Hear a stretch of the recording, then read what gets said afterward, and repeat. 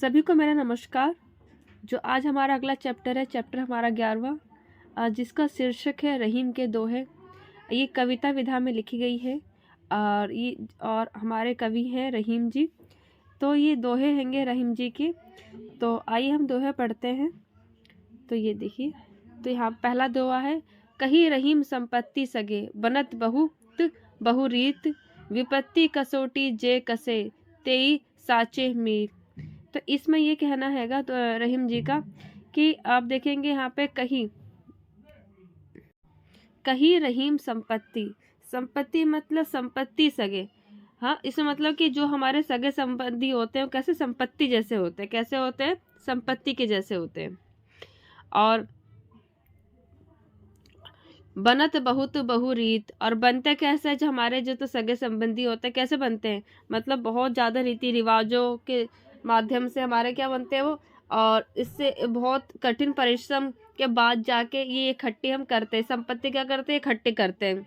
रे अपने किसकी, जो हमारे सगे संबंधी होते हैं इनके लिए हम कितनी कठिन परिश्रम करते हैं, तब जाके हमारे सगे संबंधी बनते हैं।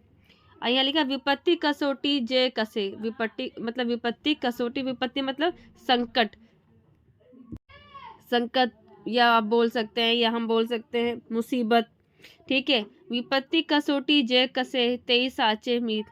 और जो हमारे मतलब विपत्ति पे या मुसीबत के समय कि जो कसे मतलब जो काम आ सके, जो काम आ सके, जो हमारे विपत्ति के समय जो हमारे काम आ सके वही हमारे क्या सच्चे, ठीक है, तो क्या वो हमारे साचे मित्र मतलब हमारे वही अच्छे मित्र कह सकते हैं। जो हमारे अच्छे मित्र वही हो सकते हैं जो मुसीबत में आपका साथ ना छोड़े, वही हमारे के अच्छे मित्र हो सकते हैं।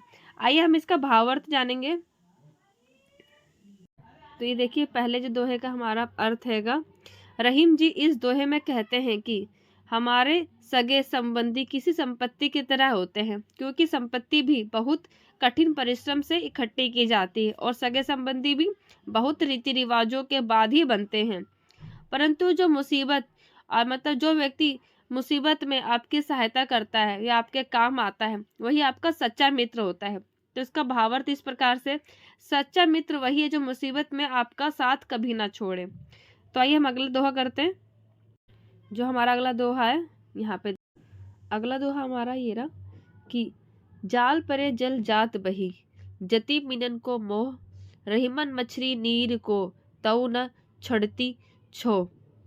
तो यहाँ पे जैसे कि इसमें हैगा कि इसमें एक तरफा प्यार का दिखाया गया कि एक तरफ जहाँ पे मछली, यहाँ पे जाल परे जल जात बही, मतलब क्या, जब जाल डाला जाता है नदी में तो क्या होता है, तो जो तजी मीनन को मोह, तो क्या कहते हैं, जो मछली बाहर निकल जाती है, त्याग कर देती है।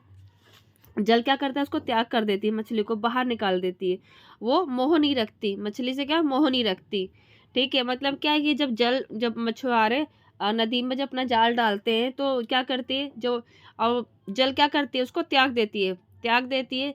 तजी मिनन को मोह, ठीक है, मगर यहाँ पर रहीमन मछली नीर को तऊ न छोड़त छो, मतलब क्या, मगर जो मछली है क्या, वो नीर मतलब जल को क्या करती है, वो उसका मोह नहीं छोड़ती है। और जिसके वो प्यार में, उसके वियोग में क्या करती है, वो अपना प्राण को त्याग देती है। क्या अपने करती है, अपने प्राण को त्याग देती है। तो यहाँ पे एक तरफा प्यार दिखा रहा है कि जल जहाँ उसको त्याग देता है, मतलब तजी मतलब होता है त्यागना, अब मीनन मतलब होता है मछली। ठीक है, तो क्या करते, त्याग देती है। तो यहाँ पे तो क्या करता है, वही मछली क्या करती है, उसके वियोग में अपने प्राण को त्याग देती है। तो आइए इसके भावार्थ जानेंगे। तो आइए देखिए भावार्थ, यहाँ पे आपको शब्दार्थ भी न जाएंगे। ठीक है, यहाँ बही मतलब बह जाना, तजी मतलब त्यागना, मीनन मतलब मछली, मोह मतलब प्यार या प्रेम, मछली मतलब मछली, नीर मतलब जल या पानी, तव मतलब तभी और तथापि, मोह मतलब प्रेम स्नेह दया। तो इसका भावार्थ इस प्रकार से है। तो इस दोहे में रहीम जी ने एक तरफा प्रेम का वर्णन किया है। रहीम जी के अनुसार जब किसी नदी में मछली को पकड़ने के लिए जाल डालकर बाहर निकाला जाता है तो नदी का जल उसे उसी समय क्या करती है, जाल से बाहर निकाल जाता है, और मछली से उसको कोई प्रेम नहीं होता, इसलिए मछली को त्याग देता है। परंतु मछली पानी के प्रेम को भूल नहीं पाती और उसी के वियोग में क्या करती है, वो अपने प्राण को त्याग देती है। तो भावार्थ इस प्रकार है, सच्चा प्रेम वही है जो किसी भी स्थिति में आपको त्याग ना करे। मतलब सच्चा प्रेम क्या है, जो किसी भी परिस्थिति में आपको त्यागे ना, ठीक है, अंत तक आपके लिए जिए और आपके लिए प्राण त्याग दे। सच्चा प्रेम वही कि आपके लिए अंत तक जिए और आपके लिए प्राण त्याग दे, किसी भी परिस्थिति में आपको वो त्यागे नहीं। तो आइए हम अगला अपना दोहा पढ़ेंगे। अगला दोहा हमारा ये रहा, तरवर फल नहीं खात है, सरवर पियत न पान, कही रही मन पर काज हित, संपत्ति सच ही सुजान। तो यहाँ पे इस प्रकार से इसका ये हैगा, इसमें ये कहना चाहते हैं रहीम जी कि जिस प्रकार से तरवर का मतलब होता है वृक्ष, तरवर का मतलब होता है वृक्ष, पेड़, ठीक है। और इसके बाद होता है हमारा यहाँ पे खात, मतलब खाना, वो खाता नहीं है, मतलब खाना नहीं खाता। सरवर मतलब होता है नदी या तालाब, सरवर मतलब नदी या तालाब। पियत मतलब पीता नहीं है। और यहाँ पे लिखा कि तरवर फल नहीं खात है, सरवर पियत न पान, मतलब जो पेड़ है वो अपना फल नहीं खाता, और सरवर मतलब जो नदी है तालाब है वो अपना पानी नहीं पीता। सरवर पियत न पान, कही रहीमन पर काज हित, कहता है कि रहीमन जो परिकाज मतलब होता है आपका यहाँ पे कार्य, ठीक है। यहाँ काज मतलब होता है कार्य, हित मतलब होता है भलाई, उपकार करना, कल्याण करना। और संपत्ति सच ही सुजान है, मतलब कि संचित करना, इकट्ठा करके रखना। सुजान मतलब अच्छे लोग, सज्जन व्यक्ति, सुजान मतलब सज्जन व्यक्ति। उसी प्रकार से रहीमन हमारे कहते हैं, कही रहीमन पर काज हित, संपत्ति सच्ची सुजान। कहता है कि वैसे अच्छे सज्जन व्यक्ति जो धन इकट्ठा करके रखते हैं, वो अपने लिए नहीं, दूसरों के लिए भी, दूसरों के कार्य के लिए भी, वो दूसरे के अच्छे कार्य के लिए भी वो क्या करते हैं, प्रयोग करते हैं। वो केवल अपने लिए धन इकट्ठा नहीं करते। तो इसमें आइए हम इसका भावार्थ जानेंगे। तो आइए भावार्थ देखते हैं। तो इसका भावार्थ इस प्रकार से, यहाँ पे पहले शब्दार्थ देख लेंगे। तरु मतलब वृक्ष, पेड़, खात मतलब खाना, सरवर मतलब नदी तालाब, पिही मतलब पीना, पान मतलब पानी, काज मतलब काम कार्य, ठीक है। और हित मतलब भलाई, उपकार या कल्याण, मंगल। संचय मतलब संचित करना, इकट्ठा करके रखना।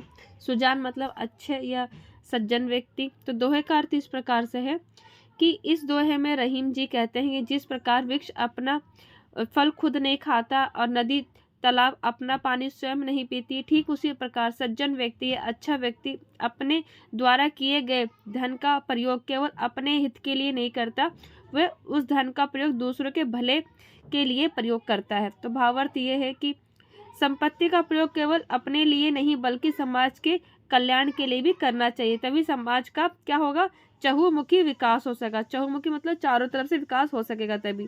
अगर हम सब क्या करेंगे, अपने लिए धन इकट्ठा करते रहेंगे, अपने लिए संचित करते रहेंगे, अच्छे कार्य के लिए नहीं लगाएंगे, तो क्या होगा, उस धन का कोई फायदा नहीं है। जिस प्रकार से वृक्ष स्वयं फल नहीं खाता, ये नदी तालाब स्वयं पानी नहीं पीती, उसी प्रकार से एक अच्छा और सज्जन व्यक्ति को भी धन से केवल अपने लिए नहीं प्रयोग करना चाहिए, धन एक अच्छे कार्य समाज के लिए भी प्रयोग करना चाहिए। इन्होंने रहीमन जी ने बहुत सुंदर वाक्य लिखा गया है, तो दोहा लिखा बहुत अच्छा।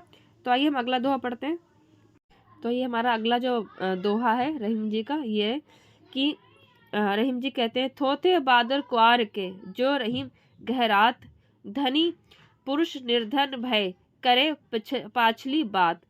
इसमें थोथे मतलब होता है ढोंग, ठीक है, ढोंग करना, ठीक है। बादर मतलब बादल होता है, क्वार मतलब महीने, हिंदी के महीने का नाम है जिसको जुलाई का महीना आता है वो, ठीक है। तो इसमें कहना चाहते हैं जो ढोंग करते हैं, जो बादल ढोंग करते हैं क्वार के, तो क्या करते हैं, जो गहरात मतलब होता है जो गरजते हैं, जो क्या करते हैं, ऐसे बादल क्या होते हैं, ये खाली ढोंग करते हैं, बरसते नहीं है। ये बादल क्या ढोंग करते हैं, बरसते नहीं है। उसी तरह से धनी जब पुरुष होते हैं, जब निर्धन हो जाते हैं, लिखा ना, धनी पुरुष निर्धन भय, जब धनी मतलब अमीर व्यक्ति जब गरीब हो जाता है तो करता है क्या, करे पाछली बात, तो क्या करता है, वो पिछली बात करता है। तो इससे तो कोई कुछ फायदा है नहीं हम पुरानी बातों को याद करना, इस प्रकार से कि पुरानी बातों याद करने से कुछ तो होगा नहीं, क्योंकि जो बड़ी बातें करते हैं उनका कोई मूल्य तो होता नहीं है।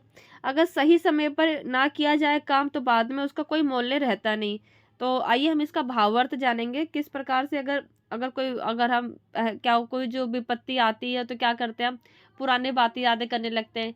तो उस समय विपत्ति को पुरानी बातें याद नहीं करना चाहिए, हमें क्या करना चाहिए उस समय, अगर वो कार्य अच्छे से निपट जाए तो उसको करना चाहिए। हमें क्या करना कि और सोच सोच के तकलीफ नहीं लेनी चाहिए, ठीक है। तो आइए हम भावार्थ करते हैं। तो भावार्थ हमारा इस प्रकार से देखें, दोहे का जो अर्थ है हमारा, इस दोहे में रहीम जी कहते हैं जिस प्रकार बारिश और सर्दी के बीच के समय जब यानी अश्विनी महीने में बादल केवल गरजते हैं बरसते नहीं, उसी प्रकार कंगाल होने के बाद अमीर व्यक्ति पिछले समय की बड़ी बड़ी बातें करते हैं और जिसका मूल्य नहीं होता। भावार्थ यही कि सही समय पर ना किए गए काम का बाद में कोई मूल्य नहीं होता। तो आइए हम अगला दोहा पढ़ते हैं। तो हमारा ये जो अंतिम दोहा है रहीमन जी का, यहाँ लिखा, धरती की सी रीत है शीत धाम ओह मोह, जैसी परे सो सही कर रहे त्यों रहीम यह देह। मतलब क्या, जो धरती की जो रीत है, मतलब रीति है, हाँ ऐसी परंपरा है कि ये शीत मतलब होता है सहन शक्ति, धाम ओह में मतलब कि जो धूप है, कष्ट है, मतलब धरती ऐसी है हमारी, प्रकृति ऐसी बनी हुई धरती की कि अगर कोई भी विपत्ति आती है, कितना भी कष्ट आए, कुछ भी आए, तो धरती क्या करती है, धूप हो, बारिश हो, बादल गरजे, कुछ भी हो तो क्या करती है, वह सहन कर लेती है। सहन शक्ति इतनी हमारी धरती में है। उसी तरह से वैसा ही जैसे परे सो सही रहे त्यों रहीम यह देह, मतलब वैसे कहते हैं जैसे हमारा शरीर भी वैसा ही है। जितनी हमारी विपत्ति है, दुख आए, तकलीफ आए, को से भी मतलब विपत्ति हो, मौसम को जैसे मौसम को सहन कर लेता है धरती, उसी प्रकार से हमारा शरीर भी है। कोई भी दुख तकलीफ संकट आए वो भी क्या, वो सहन कर सकता है, मतलब सहन कर सकता है वो अपने जीवन में। वो सभी कमजोरियों का नहीं समझता, वो कमजोरियों को नहीं समझता। देह उसका क्या कर सकता है, वो इतना, जैसे धरती हमारे सहनशील बन जाती है उसी तरह से हमारा शरीर भी हर दुख तकलीफ को सहनशील बन जाता है। आइए भावार्थ करते हैं हम इसका भावार्थ इस प्रकार से है। दोहे का अर्थ है, यहाँ पे आप अगर मैं आप यहाँ पे रहीमन जी ने अपने इस दोहे में मनुष्य के शरीर की सहनशीलता का वर्णन किया है। वह कहते हैं कि मनुष्य के शरीर की सहन शक्ति बिल्कुल उस धरती के समान ही है।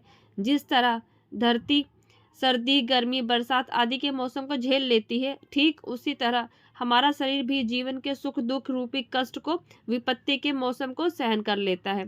तो भावार्थ ये हमारा, हमें जीवन की किसी भी विपत्ति या मुसीबत से डरना नहीं चाहिए, क्योंकि जिस तरह भगवान ने प्रकृति को हर कष्ट को उभारने और सिखाया है, उसी प्रकार भगवान ने जब हमें बनाया तो हमें भी सभी कष्टों को झेलने की शक्ति के साथ बनाया है।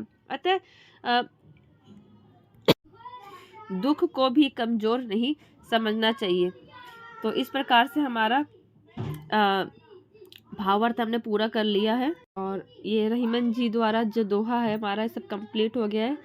तो अगला चैप्टर जो होगा, हम अगला चैप्टर पढ़ेंगे। तो आप सब ऐसे पढ़ते रहें और आगे बढ़ते रहें। आप सबका दिन शुभ रहे। Thank you.